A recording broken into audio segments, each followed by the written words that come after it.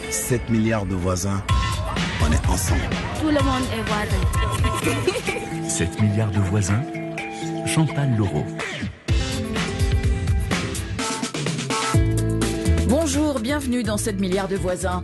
Avec la crise du Covid, tous nos repères, notre mode de vie, notre façon de travailler, nos loisirs, nos relations aux autres ont été bousculés et l'actuel rebond de la pandémie ne fait qu'alimenter le sentiment de morosité et d'incertitude, peur de la maladie, de la mort, du chômage. Alors comment rester positif ? Comment garder l'espoir quand tout semble sans issue ? Comment voir le verre à moitié plein plutôt qu'à moitié vide ? On compte sur nos invités pour nous donner des pistes. Je voudrais vous faire écouter un témoignage, c'est celui de Faouzia, ancienne basketteuse, capitaine de l'équipe du Bénin. Elle a dû être amputée de la jambe. Bonjour, je suis Faouzia. Alors, comment rester positif quand tout s'effondre ? Il faut d'abord se mettre dans la tête que la vie n'est pas un long fleuve tranquille et que les épreuves font partie aussi de la vie.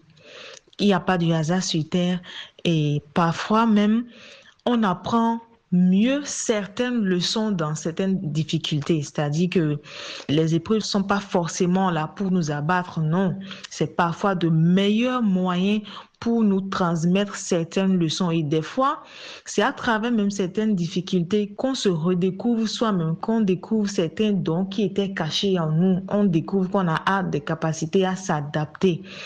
Et donc, il faut savoir que la vie n'est pas toujours rose et que les épreuves font partie aussi de la vie et garder aussi la foi.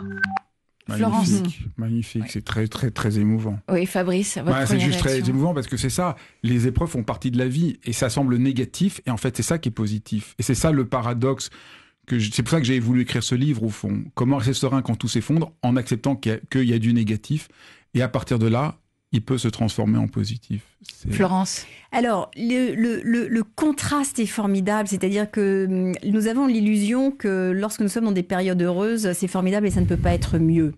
Or, très souvent, on se rend compte que la difficulté rend presque les choses plus intéressantes parce qu'à ce moment-là, nous devons passer à l'action. Nous n'essayons pas de conserver, nous n'essayons pas de maintenir les choses comme elles étaient, mais justement, nous nous lançons dans quelque chose de différent. Et quand on se lance dans quelque chose de différent, il se passe quelque chose de différent. Et donc, typiquement, ce témoignage est formidable parce qu'elle décrit toute la force qu'elle retrouve en elle, que probablement elle ne savait pas. Dont elle ne savait pas disposer. Et qu'est-ce que ça produit ? Ça produit plus de confiance pour tout ce qui pourra lui arriver par la suite. Merci à toute l'équipe de 7 milliards de voisins, Cécile Lavolo, Delphine de Dianous et Romain Dubrac. À bientôt et portez-vous bien.